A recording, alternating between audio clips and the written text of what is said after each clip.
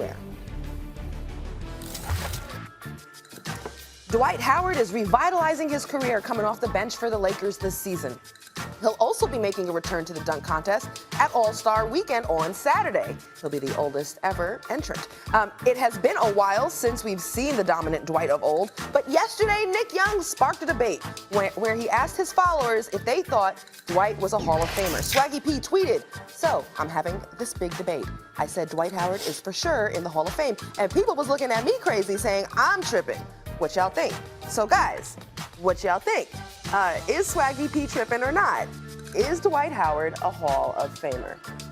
Start with you, Max. Yeah, he's a Hall of Famer. I say that grudgingly, by the way, because I know why people might think that he's not, but I think he is. Dwight Howard, after the back injury, was not a Hall of Famer anymore. So he's only made 8 All-Star teams. 8 All-Star teams. But he hasn't been an All-Star player, even a good player, even a player you want on your team very often, since he hurt his back, which is going back now almost a decade. He's kind of hung around. He's having a nice year this year. I think that's important for him. But Stephen A., in those 8 All-Star appearances, 5 times he was All-NBA first team. Forget about the number of times he's Defensive Player of the Year, the stats, everything else. He was 5 times correctly named All-NBA. The intensity of his prime. When you're a top 5 player in the NBA, it's not just that he was All-NBA because you say, well, there weren't a lot of great centers. He was also correctly viewed as a top 5 player in the league back then. A team built around him made the finals. He was worth a max contract and probably more at his best. The quality of his prime, Stephen A., which is higher than a lot of people in the Hall of Fame, combined with the length of his career where he wasn't even that good but now is having a resurgence, makes him a Hall of Famer. Max, this is hard for me because I respectfully disagree. I do not believe that Dwight Howard is a Hall of Famer. Believe it or not, I think he has a chance to be, but I don't think he is. He's certainly not first ballot, and here's why. First, the superlatives. He's a 3-time Defensive Player of the Year. He's a 5-time rebounding champion, if I remember correctly. At least 2 times he led the league in block shots, and you're right. 8 All-Star appearances, 5 times he was on the All-NBA team. We get that. But that was the first 8 years pretty much. Since that time, remember, before he went to L.A., he went to Houston. Drama. L.A., drama. Then the Charlotte and you got all of this stuff going on. And so over the last 8 years, primarily due to injury, but also the drama, he has stained his career. And when you spend that much time having dissipated and diminished, that's going to be problematic for you. Now, I will tell you this. From a numbers perspective, it's justified. Because when you see some of the numbers, the Dennis Rodmans of the world and, others, you can understand how he could easily make the Hall of Fame.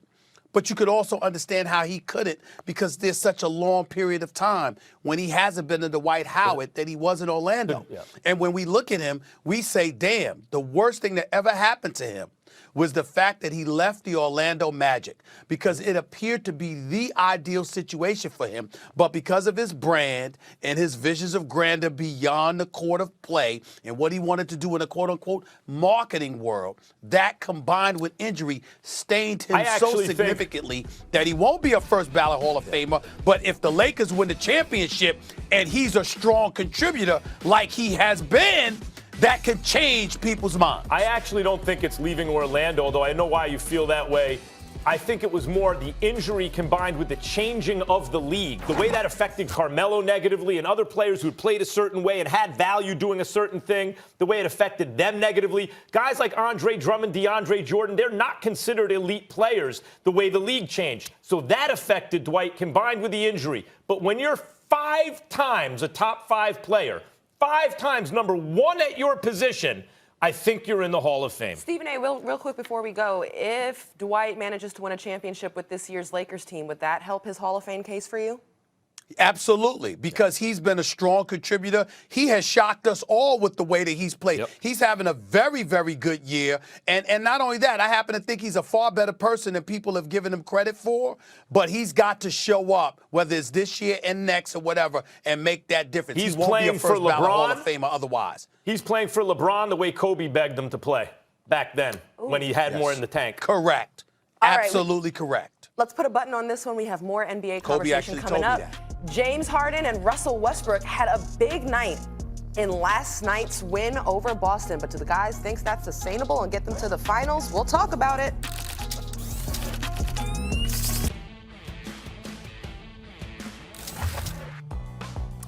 Zion Williamson recorded the first 30-point game of his NBA career, and it only took 9 games. In the Pelicans' win over the Trailblazers, he shot 10 for 17 from the floor on his way to 31 points, 9 rebounds, and 5 assists, proving over and over again that he's just too explosive, quick, athletic, and good at moving in space to be stopped by opposing defenses. Now, on one hand, we say, boy, he's doing this in just 9 NBA games. But on the other hand, we can say, it's only been 9 NBA games. So, Stephen A., can Zion still win the Rookie of the Year at this point? I think he has a chance. I think he has a chance, and I'm shocked that I'm having to say that, but I definitely think that he has a chance. Here is the reason why. It's the combination of these two things. Number one, he's already been sensational. He's averaging 21 and 7. We see them climbing the charts, but here's where it gets very, very interesting. Max, they've won 3 straight and 6 of their last 8. They're 23 and 31. They're 4.5 games back of the 8th seed. And who's the 8th seed? The Memphis Grizzlies. Who's leading them? Ja Morant. And so we've been looking at Ja Morant and the way that he's been balling, and it's been a foregone conclusion because Zion has been out. The way that Ja Morant has been balling, that he inevitably will win Rookie of the Year. But a funny thing happened. Just last week or a few days ago, if I recall correctly, New Orleans handled Memphis considerably easily.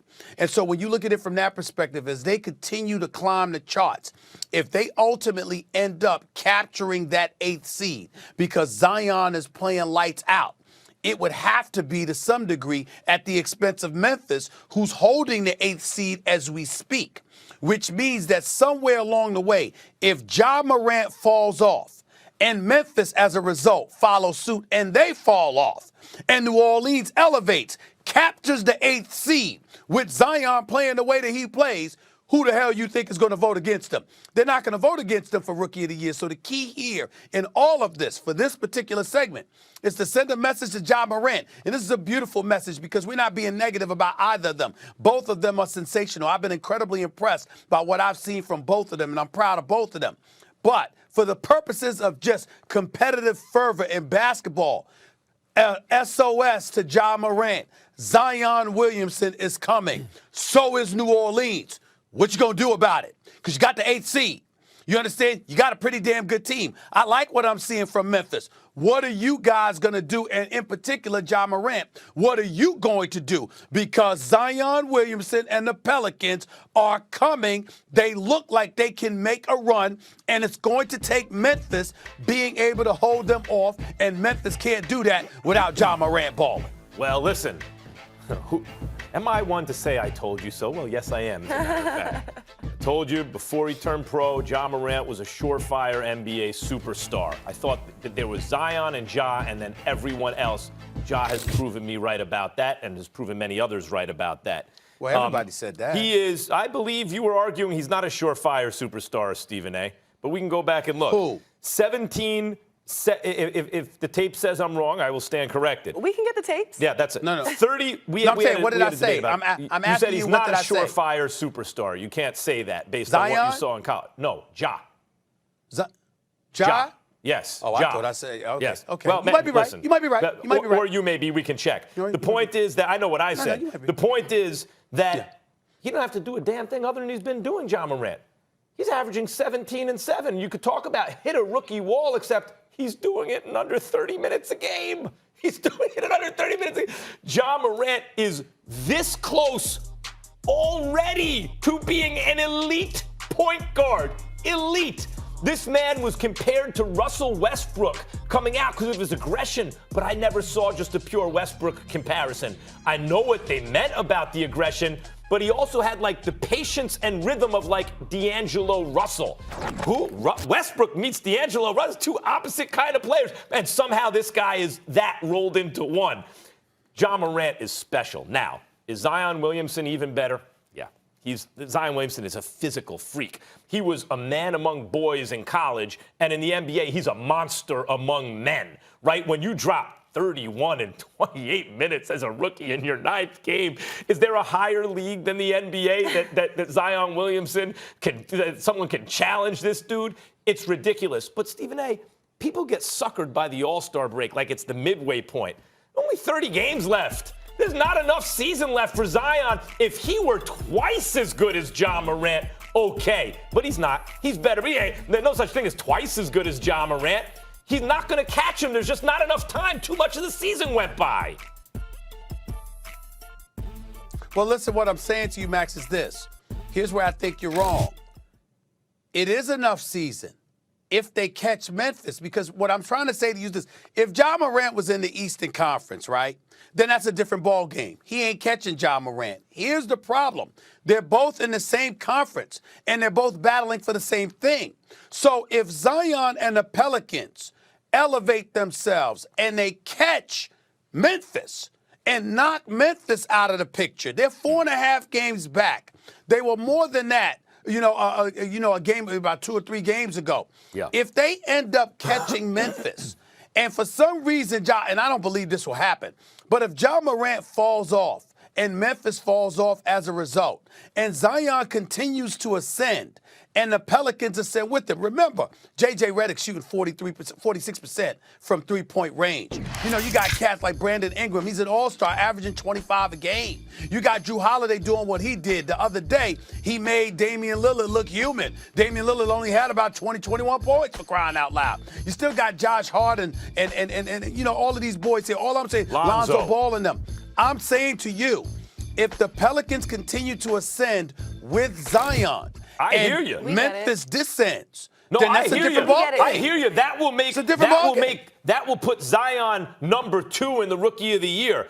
But Ja Morant, who's shooting 50% from the field and 38% from 3, who, when you talk about true shooting percentage, Stephen A., 538 had this. And you look at the number of guys with his usage rate who are that efficient offensively, it's guys like the Greek Freak. They're like 6-7 other, Luka, 6-7 other players in the league that are doing what Ja's doing, and a handful of them are MVP candidates. So I hear what you're saying, and if Ja Morant was not as good as he is, you'd be right. Zion could catch a lesser cat, but this ain't no lesser cat. He's real. Guys, but here's the problem. But hold on. Hold on, Roz. Max is forgetting something, and Roz, I would dare say, as somebody that covers the NBA, you might be forgetting something as well. We religiously talk about those young players hitting a wall. Ja Morant has been playing all season. Zion has not. 29. So as under Zion 30 minutes a game, ascends, Stephen A. what if Ja Morant were to hit a wall? Right. So, Stephen A., we understand what you're saying about I feel sorry for the wall. The race for the 8th seed might be a good indicator of what these rookies are doing. I don't believe he will, but it could happen. For the Rookie of the Year. But another way we often compare people in the MVP race, we compare their supporting cast and their teams. So which of these 2 rookies has a stronger supporting cast and team? Ja Morant or Zion? You know what? It's hard for me to say because the Pelicans look different with Zion. When we watched them, they were struggling early in the year, but ultimately, again, Zion has been there. They won 6 of their last 8 games. I'm just looking at Zion with Redick, with Brandon Ingram and those boys, the coaching of Alvin Gentry. I appreciate the coach, Taylor Jenkins, the job that they're doing in Memphis. I really, really do. And maybe I need to pay more attention to some of their players because I know they've got some talent. But right now, if I had to just look at it, I would say New Orleans. By far. By the way, I don't think that this is to Ja's credit. They do not. Jaren Jackson, apologies to coaching and the other players because they have some pieces. This was supposed to be a really bad team. Dylan Brooks on paper, there's no way they should be in the 8th seed. That is the effect of Ja Morant and the job he's done, because the Pelicans on paper are way more talented. The Pelicans have some crazy studs on that team. Brandon Ingram is not even absolutely. Brandon Ingram is 25 points a game playing defense, hitting threes, multiple positions. In fairness to Memphis, considering they got a new coach, considering their young squad, I don't think we've paid nearly as much attention to Memphis as we have to New Orleans. You're right, to judge and then you add Drew Holiday and who they Lonzo are and Ball. what they're made That's a of. big Name deal. recognition, We got to wrap this up, guys. We got to wrap this up, guys. But I definitely think, to Ja Morant's credit, the rise of the Grizzlies is really in part to what he's been able to do this season.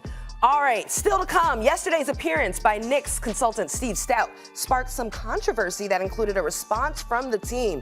You won't want to miss this discussion. And up next, Keyshawn Johnson joins us to react to the latest on Cam Newton's status with the Panthers. We'll debate the best move for Cam after the break.